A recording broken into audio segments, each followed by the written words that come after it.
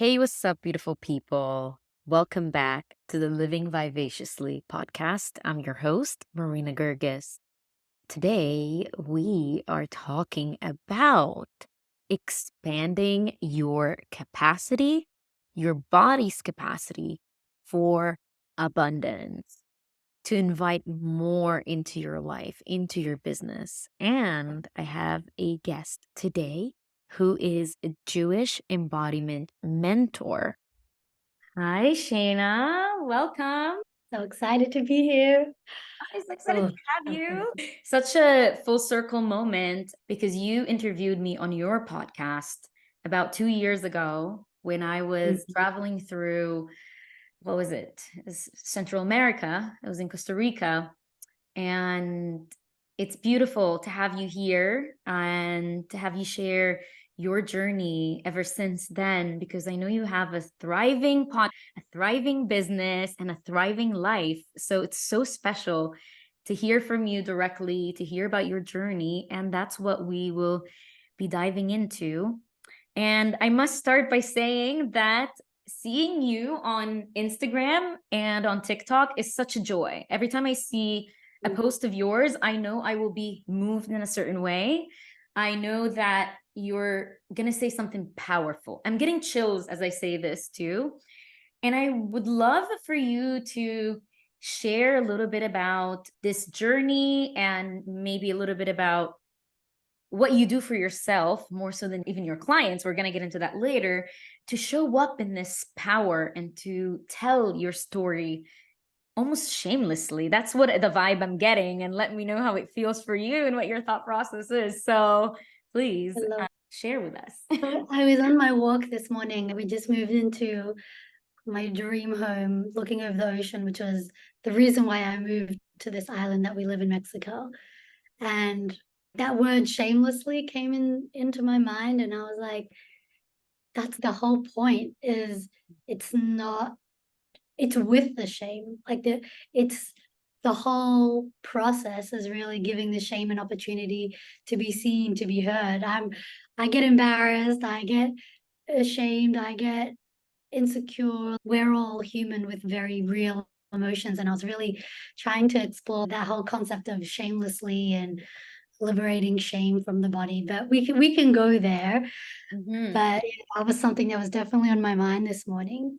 But I love that this full moment, this full circle experience. I was always attracted to your, still am. I love the vivacious brand. Like, we're traveling, we can live a life. The business is great and powerful and important, but you don't find many people that are living first, business second. Not that it's a hierarchy, but it really was always a priority. I was always looking for that in people that I wanted to be inspired by. So I love that we get to have this full moment conversation. That's so important to me. So a little bit about my journey. I guess I moved to the island that I live, Cozumel. I moved to Mexico the beginning of 2021.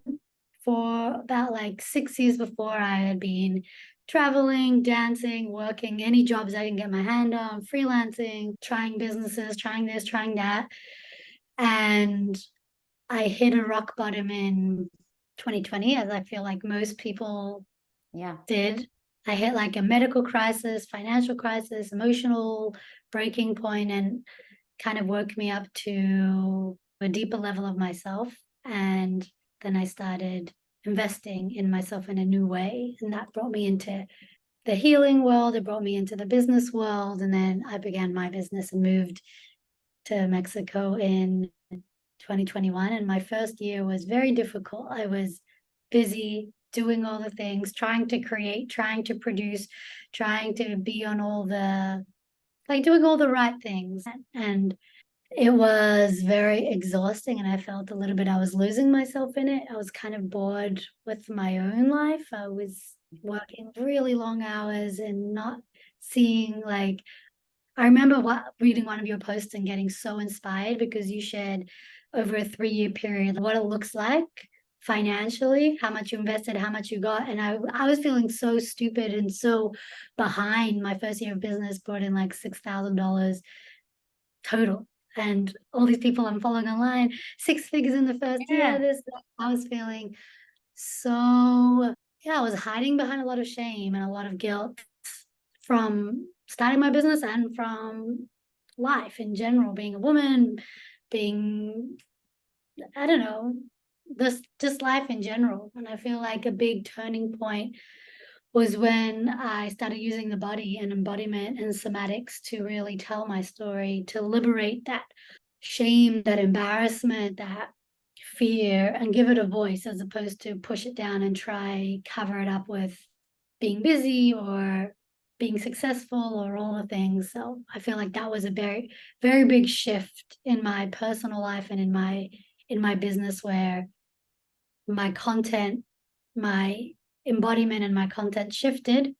And then that brought in consistent income, going, reaching thousands, millions of people that are actually dream clients and feeling alive in my life and in my business and in my body and in my home. So yeah, I feel like that's a some key pockets from the journey. Yeah. Mhm. It's beautiful because uh, one thing I'm picking up on as you're talking about your journey is that you tried a lot of things. And it's Mm, not like you felt the shame, the guilt, and you're like, well, let me continue hiding. Let me continue not becoming Sheina. You wanted to, okay, I will try and explore different routes, different methods, different things. Could you paint a little picture of things maybe that you tried? I know a lot of people who start on their journey. I mean, especially the first year. I'm so glad you mentioned that one post because people think it's like you start and it's like we see all these big numbers online, people hitting six figures, doing all that. I'm like, no, the journey is a hike up a yeah, mountain. And you know you're going to get to a view, but we just want to get to the view before we even do the hike. Like we want to take a cable car.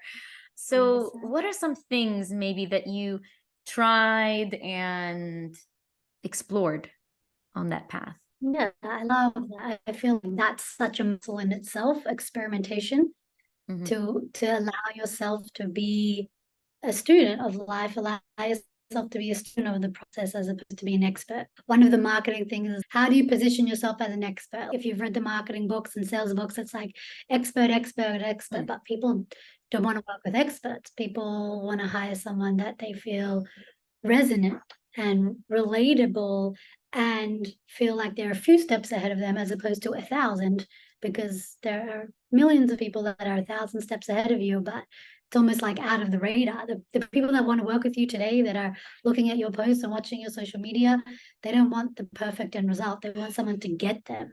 That's Absolutely. literally what people in the coaching field are really paying for. So that was a big shift because the whole world says to be an expert, to be an expert. In terms of experimentation, I Mhm. feel like this whole podcast could give the whole list. But before I started this business, I had a reselling vintage thing that I tried. Oh, I did photography. I was a wedding photographer. I did a whole wedding on my own with a drone, like a wedding are you video. serious? I didn't know that Yeah. about you. Okay, that's Yeah. fun. Dance teacher, dance choreographer, music videos, like a dance entertainer in an all-inclusive resort, social media manager. I did call center. I did fundraising. I did marketing manager. I was a kindergarten teacher. I worked at a pizza shop. I sold in COVID when it just hit and I was freaking out. I was living in Panama at the time, Mhm. and me and the boyfriend I was with at the time, we like nuts and shredded them in coconut milk and like went around the beach and sold coconut balls. Yeah. Resourceful. That's what we call that. And I'm sure a lot of these different things that you've tried and, this resourcefulness Exhaust. has seeped into the way you do business and you do things. And I know you mentioned dance. And one of the things that I noticed about your content in maybe the last year and a half is that there was more dance in it. I mean, Mm, I know that you used to dance too in your content before, but there was even more expression. And it was, and you mentioned like it was the body, you did embodiment work. Could you Yeah. walk us through a little bit about what that means and how you started incorporating dance and embodiment into what you do now to achieve, not even achieve, I don't like that word, but to invite even more into your life? Love that. I used to dance, and my dream was like to dance and travel the world. Still is. I love to dance and I love to travel. But dance really took a new meaning for me when my body started giving me lots of signs that it was screaming for help. And then I really entered the somatic world and understanding the language of the body. And it turned almost into communication with my higher self when I move and when I understand posture, symptoms, Right. emotions that live in the body. Yeah, and really a permission to, when I used to dance beforehand, it was more for trends and like, okay, what's trending now?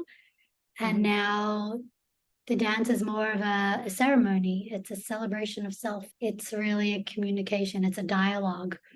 And it's really empowering because a lot of this industry is like looking outside for information. Okay, so what's the next thing? Or who's the next mentor? What's the next mastermind or this? And what I pride myself in and what I love guiding my clients through is how can you be that to yourself? How can you get the answers from within your body? How could you navigate the the questions or the stuckness or the self-sabotage or anything as a really clear message from the body. And I do this practice every single day, and that's literally the way that I create content. It's the way that I launch. It's the way that I show up in my relationship. It's all from the body. It's not from the mind. I was in Mhm. the mind for so many years, and it just keeps you in a spiral of either future anxious or past sad or depressed, and it just loops and loops and loops based on conditioning or like it doesn't really matter. It's the human nature. So when you shift from heavily relying on the brain to do all the heavy lifting to surrendering to the body already knows, it takes off so much pressure and it allows you to receive, it allows your nervous system to receive with so much more ease, so much less chasing and searching and Right. more magnetism and attraction. That sigh that you just did, I feel like that's what being embodied in what you share, specifically we're talking about content, but also the way we carry ourselves through life. That's what it feels like. Mhm. And for me, I went through something like this, but it wasn't like a conscious thing that I did, but I love moving through my emotions. And this is something I noticed in the last few years, is that when I feel the stuckness, which I'd love to talk to you about, is that moving has always helped move the stuckness or move with it in a Yeah. way, instead of fighting against it, instead of trying to make it something it's not even ready to be, which I feel like in the online world we always see, like I said, the view at the top of the hill or the top of the mountain, but we don't see the whole journey, and it makes us always feel like we're behind. And yeah, so honoring the body and making decisions from that place, I feel like that was a big shift for myself too, in terms of like what I want to do in my business, what do I want to launch. Currently, this is also what I use for where I want to go next. Because people ask, how do you make decisions? I'm like, I don't. I'm also an emotional authority in human design. Same. Yeah, I'm a manifesting generator in emotional authority. Are you the same? No. Exactly. Oh, exactly. Oh, I love it. So I need to sit with the waves of emotions. And I didn't know my younger self would just want an answer now. I want to know now, and I want to know quick, and I want to make a decision. But now I sit with my body a lot more. So it's beautiful that you brought that up. And also the fact that we think that authentic content comes from us being a certain way, but authentic expression in general, not even content, expression in life and in how you speak and how you show up, whether it's in your business or just personal life, comes from sitting with the self a bit more, and comes even from the conversations you have with yourself a lot of time I post content from my journal, straight from the journal to the gram. And that's usually my most powerful type of expression. Yeah. So what does that even look like to work with emotions in that comes up in the body? I know that you talk a lot about not even transforming, and you let me know like how you word this more specifically, but it's that you look at specific emotions that have negative connotations in our society, like shame and guilt, and you have a way of having people understand how that can show up to create even more space for abundance and just more capacity Yeah. for receiving in life. Could you walk us through a little bit of what what is that, and where did you come up with that? Like, how did you know about that? Definitely did not come up with it. I am guided a lot. Actually, this past week has been like a really challenging week. On Saturday, our dog ran away into the jungle, and Oh. I was going through it with my somatic mentor, and I was telling her I want my life on hold. I was supposed to do a launch and it just doesn't feel right or exciting or this or that. It feels wrong. And she said something like, abundance and grief live together. They're not separate. They're not two separate experiences. And that's the core of this type of training that I'm doing, somatic training, is polarity. Your capacity to be more than one thing. You can hold one and you can hold the other. It's not just one. If I'm sad, I can only be sad, and that's the only experience that my body lives through. And then when I finish the sadness, only then happiness can come through, or whatever it is. And a lot of it is expanding your body's capacity to feel the spectrum. So that's like how I've experienced emotions personally, is every time something comes up, I look at what is the spectrum, what's on the other side of that is asking me permission to feel. So I always love the example of looking at how emotions are so similar in the body. Excitement feels like, oh my God, and then nervousness and fear is like, oh my God, oh my God, oh no.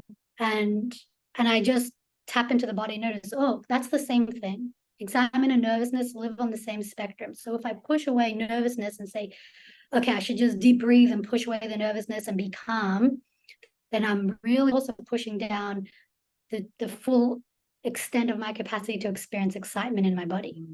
Mm. So the same thing, I always work with abundance and overwhelm. Like overwhelm's like, oh my God, I'm so confused. Everything's everywhere. There's so much going on. And abundance is, oh my God, there's so much happening. It's so exciting. And it's a similar, those are like very basic embodied spectrums, but that's a lot of how I like to work with emotions. It's one and the same often, or it's the opposite polarity. And if we're pushing down one, we're pushing down the other. So if you're pushing down overwhelm, saying, no, no, no, I need to be organized, and overwhelm is wrong, and it means I'm too in my head, and whatever stories we give it, then we're also pushing down our capacity to be in this awe state of, wow, so much, so much. Like overwhelm is so much and abundance is so much. And if your nervous system can't take the so muchness of overwhelm, then it's also protecting itself from the so muchness of desire. So that's kind of how it works. Wow. I am having a major aha moment. Like, I don't even know like how to explain this, but what you just said, I've actually experienced recently. So last August, I decided that I want to go somewhere. And I came to Greece, where I am right now. And I came here and I instantly felt a sigh of relief. Like, I want to stay here. My nervous system can't handle going anywhere else. I've been traveling at that point for 2.5 years. And I was just like, I need space to breathe. I need space to think. I was so overwhelmed. And I decided to then apply for my digital nomad permit. But I remember those months. August was fun. I was in summer high in a new country. September was fun too. October, when I decided to apply for the permit, I stressed myself so much and I was so overwhelmed that little things would trigger me, like walking in the street. I couldn't even do it. So this Mm. place that felt like a sigh of relief and home, and it became my biggest trigger. I would walk in the streets and I would actually take a longer route because I didn't want to walk in the main streets. Everything was too much. Everything was overwhelming. Everything was a trigger.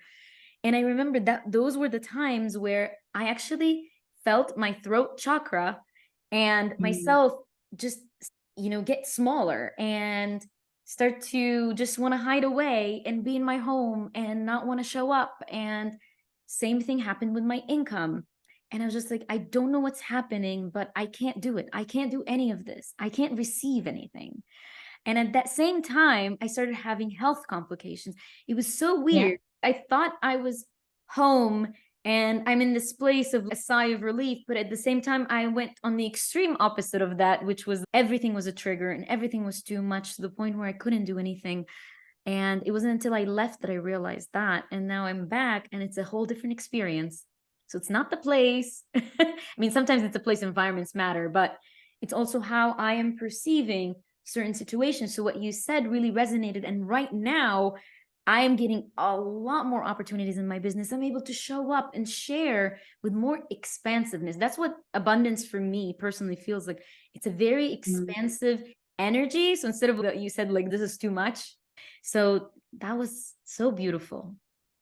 Love that. Yeah, the body, sometimes it comes in whispers, but yeah, it comes at the most inconvenient times of like really on top of everything, and the Mm, body's just it's screaming for attention. It's that's where this whole thing landed for me, is when I realized, okay, my body is screaming, but what's it actually saying? What is it actually saying? And then I created a whole membership around that. So it's called the Body Talk membership. And we get to start building our own communication with our body, because there's no guidebook, because it's your own language, it's your language. So the more that you practice the language, I don't know if you're into languages, I love languages, but the more that you practice it, the more fluent you can get. So it's really a daily practice. But specifically when body parts, like I had my first year of business, chronic IBS, like horrible, horrible, horrible pain.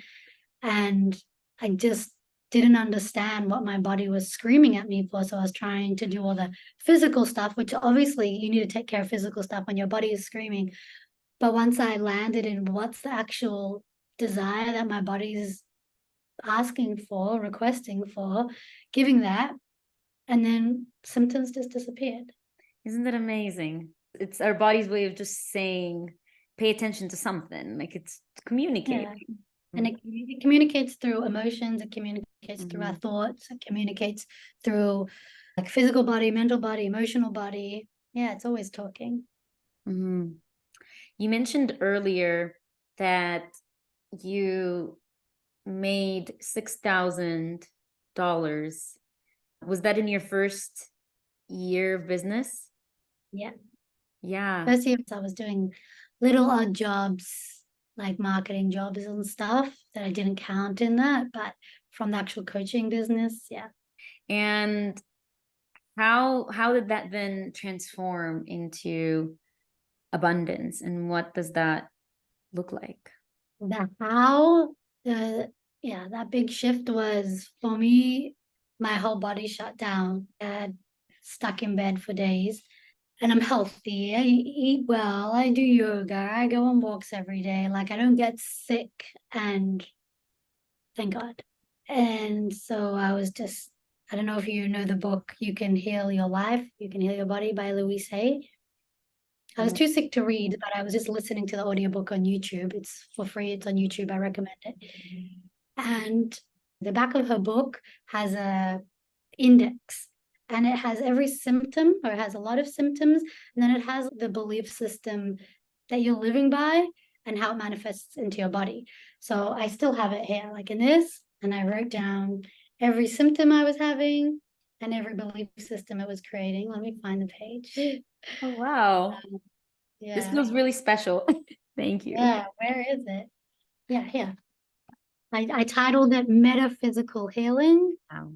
And I just wrote I had fatigue, aches, lower back pain, constipation, dizziness, nausea, stomach ache, vomiting, weakness. And every single one I was reading, I wrote them down, like fatigue, loss of love when one does, aches, longing for love, lower back pain, fear of money, lack of financial support, constipation, stuck in the past, refusing to release old ideas, dizziness, flighty, scattered thinking, whatever. Every single one was like, whoa, she's not reading my mind. My body is manifesting my belief systems. Yeah. And that's when I took this type of work very seriously. Because up until that point, I was investing in business courses, reading every single business and marketing and sales book under the sun so I could be successful. And I realized there's other paths to success that are a lot clearer and a lot more alive for me. And so that when that landed in my body, my whole life, within like 2 weeks, I made over $6,000 Wow. and started hosting retreats and things started shifting, but it wasn't a strategy. Of course, there's actions. And I was consistent anyways in my first year of business. So everyone says you have to be consistent. I had the muscle of resiliency. I had the muscle of consistency. I had that. It wasn't that. I had blocked belief systems that money patterns or worthiness was a big one, deserving, productivity, like that you're only deserving of success if you're this type of productivity or whatever. And that all changed when I just listened to my body asking me permission to be the things that it was asking for, to be Mm. mess. Yeah, to give those things a voice. That's really become my motto, and the way that I create and show up is all those symptoms, instead of showing up in my body, I get to show them up in my content and give them a voice. Mm. Instead of speaking through symptoms and making me stuck or self-sabotage or unwell, I get to create with them, turn them into art, turn them into expression, give them an opportunity to be seen.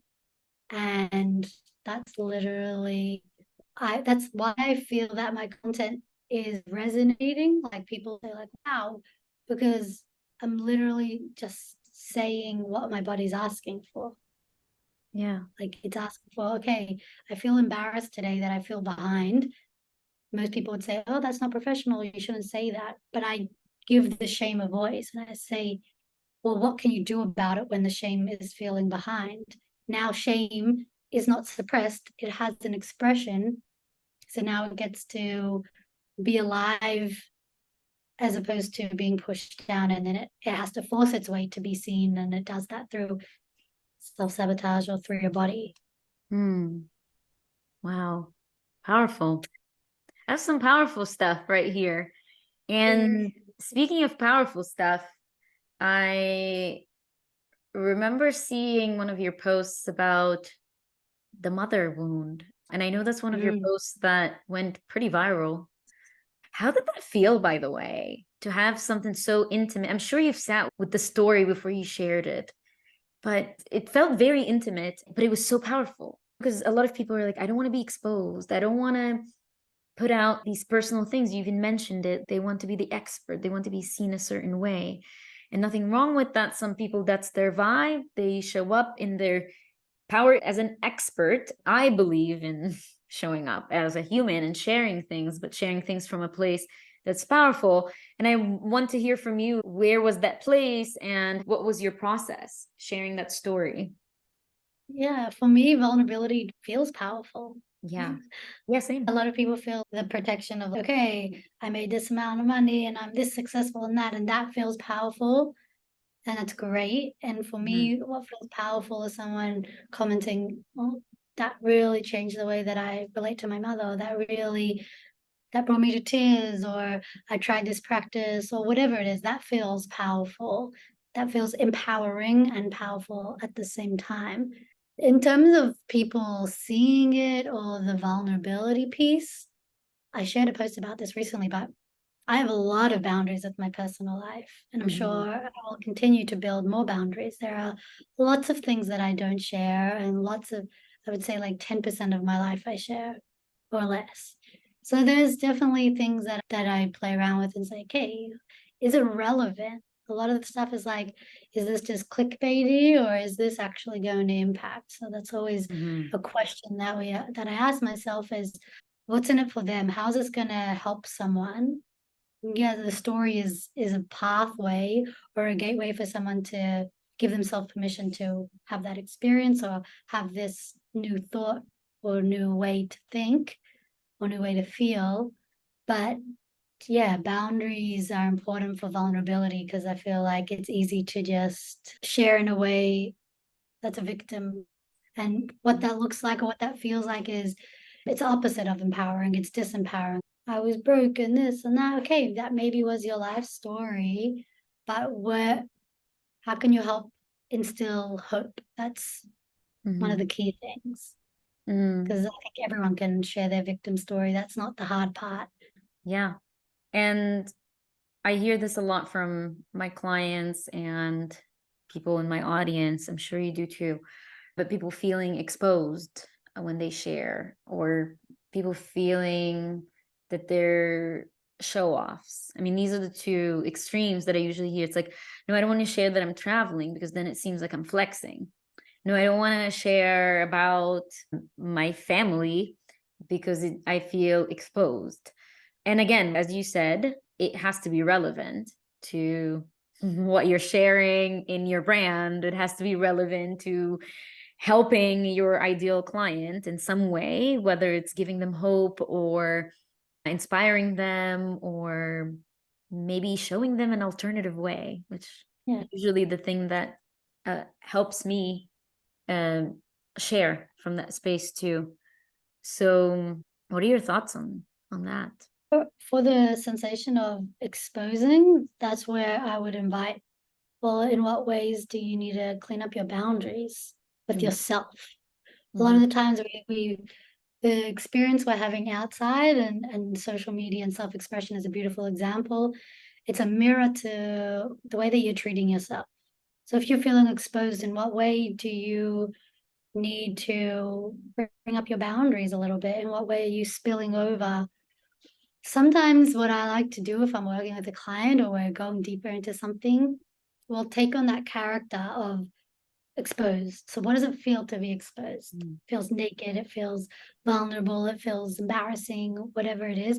We go into that emotion and we play there and we embody that and we breathe into it and we voice it and we take it to all the body parts through movement, sensation, gesture. And through that, there generally is a voice, there is a request that feeling is asking you permission for.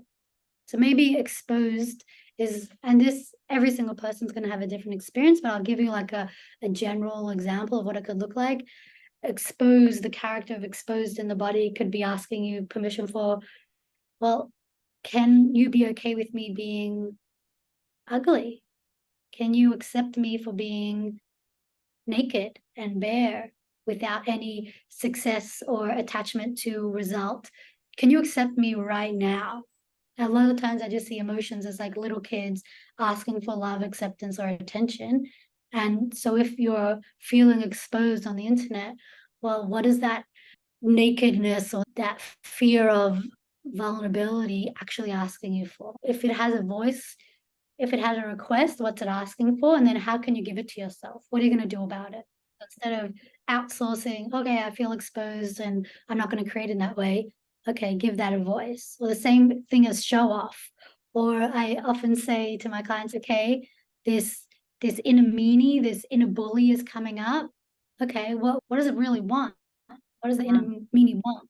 Usually the inner meanie wants to create a boundary or a line, and oftentimes the small character that's hiding and embarrassed often just wants to be seen without being perfect or pretty or whatever it is. So sometimes that thing that we're so don't want to feel actually wants to be felt.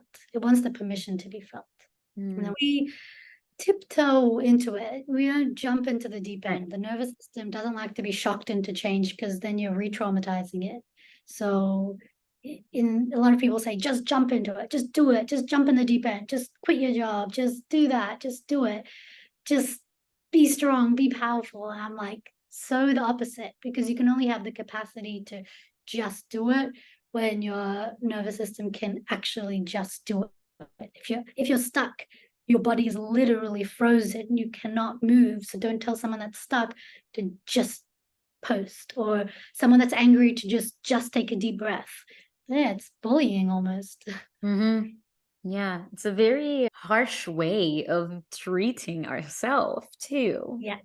And that's the world we live in. I'm also curious about how you actually create your content. So now we know that you definitely sit with yourself a lot and your body and your emotions and use I this. love showing, so I'll show you.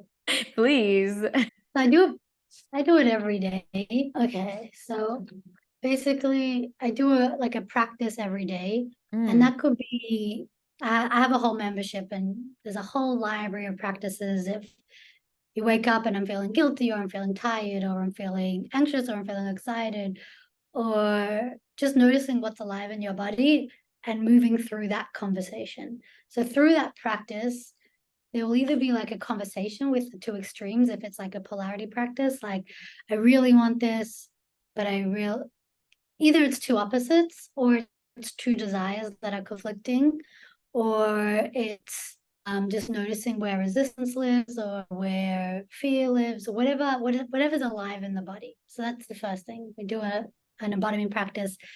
Literally, sometimes if it's a busier day, 5 minutes, 10 minutes, usually 20 minutes.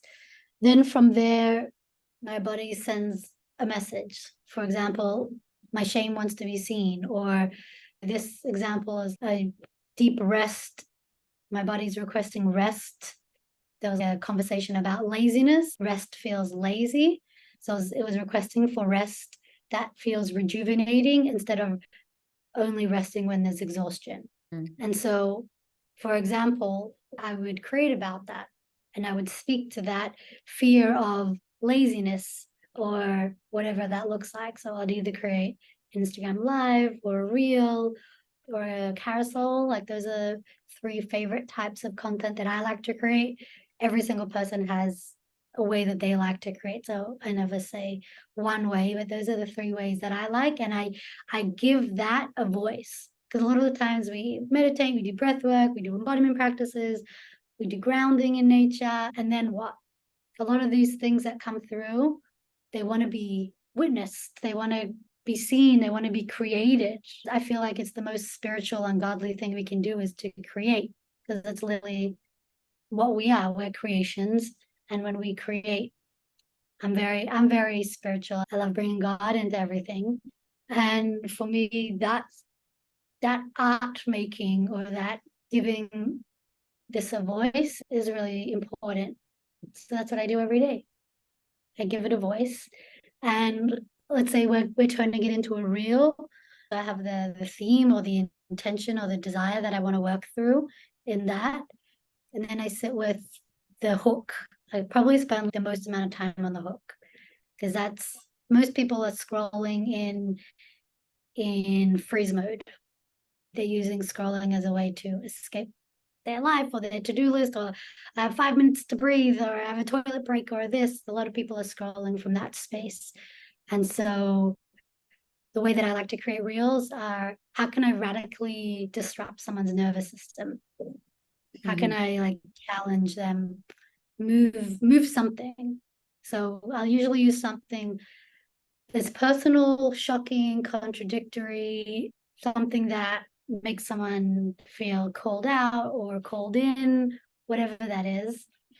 So I do the hook, create the value, and really focus on how can this actually help them, as opposed to how can this get views. mm, So if I'm actually speaking about laziness or fear of embarrassment, so I might use personal story I shared recently. Like I used to be embarrassed of people coming to my home as a teenager, because I noticed shame in my body that was trying to hide and be small. And so many people commented, oh, yeah, that's me, that's me. So I bring that form of relatability. But once someone's relating, well, what can they do with it? What Mm-hmm. can they leave that with? So try to create it, make it as concise as possible. Obviously, like some people comment, yeah, but that's not the full experience. I'm like, yeah, it's a 1 minute reel. It's obviously not going to be the full experience, but it's a taste.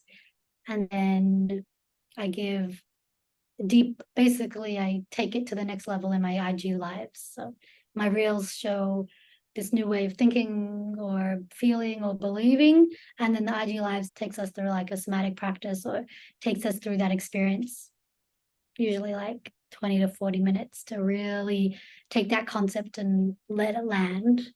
Yeah. I feel like that's a little bit about the creative process. Beautiful. And I assume then you don't in particular batch your content then because it feels, yeah, it's working with, as you said, what's alive in the body. I love how you put it. I do have a whole like notes folder of when ideas pop into my head. And a lot of my content is based on what's alive for me. And a lot of my content is conversations that I've had. So with clients or with people on Reels or comment or people in my membership that ask questions. So I would say, I don't know if it's the percentage, but some of it's based on what's alive with me right now. And some of it's based on what the conversation is happening. So I have like a whole notes with like hundreds of ideas that just happen in conversations. And if I don't necessarily want to share it, or if it's not relevant, or a lot of those things, then I'll go to a post that, let's say it's a question or a theme that's coming up. So it's not solely just that. I'm sure that's very powerful because it resonates with people because it's resonating for you in your body. That's authentic content. It's that. Okay. So, thank you so much for sharing all this goodness. I like taking many, many mental notes and I had a lot of aha moments and I can't imagine just how transformative the kind of work that you do with your clients. And I know you have a membership. You shared a little bit about the membership. Is there anything else that you want to invite people into or you can help them with? Yeah. We have like private coaching, we have mastermind just launched. And what I love about somatic mentorship, which has really changed my life, is it's beyond the words that come out. So let's say a client says, this and this happened, or I really, really want to be seen. And I, instead of listening to the words that you're saying, I notice, oh well, the body doesn't want to be seen. It's holding on for dear life. We work with the body. So we work with the messages, the belief systems, the patterns, because you can learn information from today into tomorrow, but your body is holding on to conditioning or belief systems or emotions. And that's where the real transformation happens. That's where we get to like radically shift the way that we create all these cycles that we're in, patterns, habits, they all happen in the body. So yeah, higher the membership is like the base, like learning the ABCs of this type of language. And then high level mentorship is like, let's get fluent, let's have a conversation, let's actually go into this foreign country and speak the language. So it's really less about help me with this or this is coming up or how do I do this? One, two, three, and more like, well, what's your body saying? And then let's work from there. And that's where so much magic happens. So yeah, we often have some sort of high level mentorship that's being launched. So you can just follow me on Instagram and send a message if that's something that interests you. And I highly recommend you follow Sheina on Instagram and TikTok. So much good content. Oh my God. Yeah, thank you. Yeah. I love following you and seeing what you share. And I want to end with a question that I ask all my guests, which is what does living vivaciously on your own terms mean to you?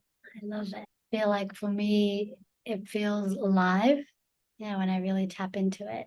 And that looks different in different seasons of my life. And just being honoring that, because sometimes, like a couple years ago, living vivacious was very different than what it is now.